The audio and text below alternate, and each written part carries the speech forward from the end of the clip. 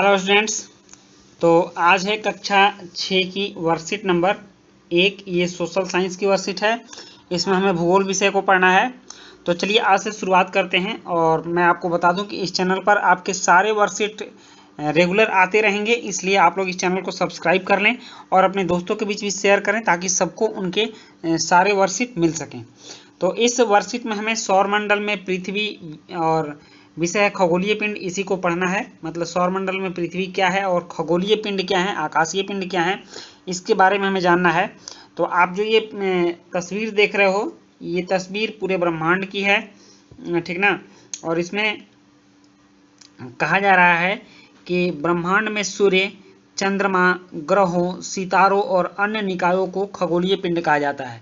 मतलब आकाश में जो भी चीज होती हैं, सूर्य होते हैं, चंद्रमा होते हैं, ग्रह होते हैं, सितारे होते हैं और अन्य क्षुद्र ग्रह होते हैं, धूमकेतु होते हैं, ये सारी चीज खगोलीय पिंड कहलाते हैं। मतलब आकाश के जो चीज हैं वो खगोलीय पिंड कहलाते हैं। नेक्स्ट है इसमें कि कुछ खगोलीय पिंड बहुत बड़े, यहाँ कुछ खगोलीय पिंड बहुत बड़े और गर्म होते हैं। वे गैसों के बने होते हैं, उनका अपना ताप और प्रकाश होता है जिसका वे बड़ी मात्रा में उत्सर्जन करते हैं। ताप का उत्सर्जन करते हैं जैसे, और प्रकाश का भी उत्सर्जन करते हैं, ठीक ना। उनका अपना प्रकाश निकलते रहता है। और इन खगोलीय पिंडों को तारे कहा जाता है। और सूर्य एक तारा है, जैसे सूर्य का भी अपना प्रकाश होता है। सूर्य की गर्मी से पृथ्वी को गर्मी मिलती है, पृथ्वी को ताप मिलता है। तो इस तरह से जिनका अपना प्रकाश होता है, अपना ताप होता है और वे गर्म होते हैं, वे खगोलीय पिंड तारे कहलाते हैं। नेक्स्ट देखते हैं कि कुछ खगोलीय पिंडों का अपना ताप और प्रकाश नहीं होता है, वे तारों की रोशनी से जगमगाते हैं। मतलब सूर्य एक तारा है, तो सूर्य की रोशनी जब दूसरे ग्रहों पर पड़ती है तो वो भी दिखते हैं। तो इस तरह से वे तारों की रोशनी से जगमगाते हैं। और ऐसे पिंड को ग्रह कहा जाता है। जिस पृथ्वी पर हम रहते हैं वह एक ग्रह है, ठीक ना। तो ग्रहों में अपना प्रकाश नहीं होता है। ये सूर्य जैसे किसी चीज से प्रकाश लेते हैं, किसी तारे से प्रकाश लेते हैं, ठीक।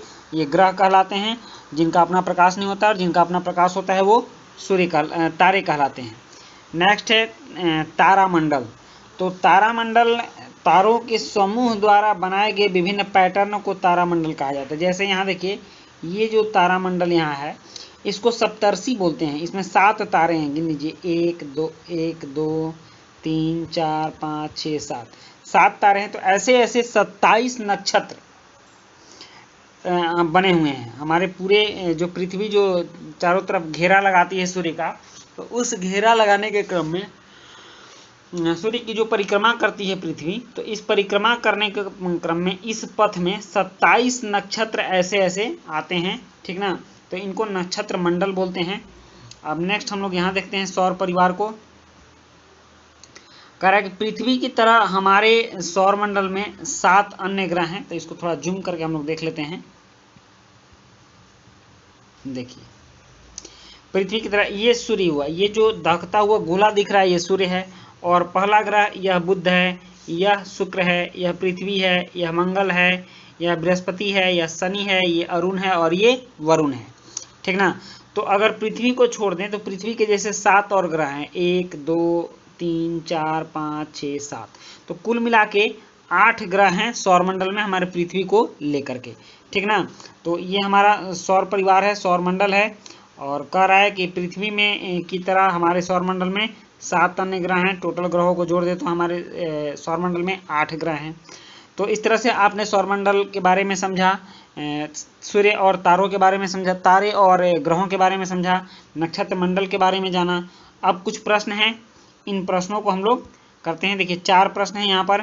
खगोलीय पिंडों को परिभाषित करें। दूसरा है एक ग्रह एक तारे से कैसे अलग होता है।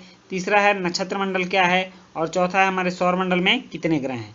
तो चलिए इनके प्रश्नों का एक एक करके उत्तर लिखते हैं।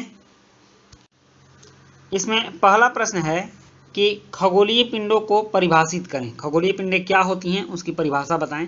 तो उत्तर है इसका कि ब्रह्मांड में सूर्य, चंद्रमा, ग्रहों, सितारों और अन्य निकायों को खगोलीय पिंड कहा जाता है।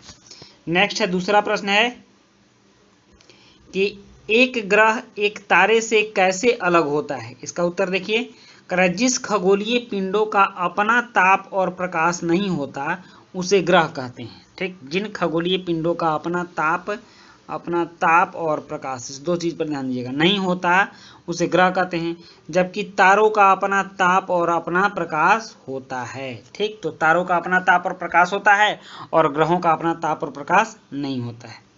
तीसरा प्रश्न है कि नक्षत्र मंडल क्या है? तो इस प्रश्न का उत्तर है कि तारों के समूह द्वारा बनाए गए विभिन्न पैटर्न को नक्षत्र मंडल कहा जाता है, आपने चित्र में देखा है। और चौथा है हमारे सौरमंडल में कितने ग्रह हैं? तो हमारे सौरमंडल में 8 ग्रह हैं। हो गया इजी वे में, आपका ये वर्कशीट पूरा हो गया, आपने बातों को समझ भी लिया होगा। तो मिलते हैं हम लोग नेक्स्ट वर्कशीट में, तब तक के लिए गुड बाय।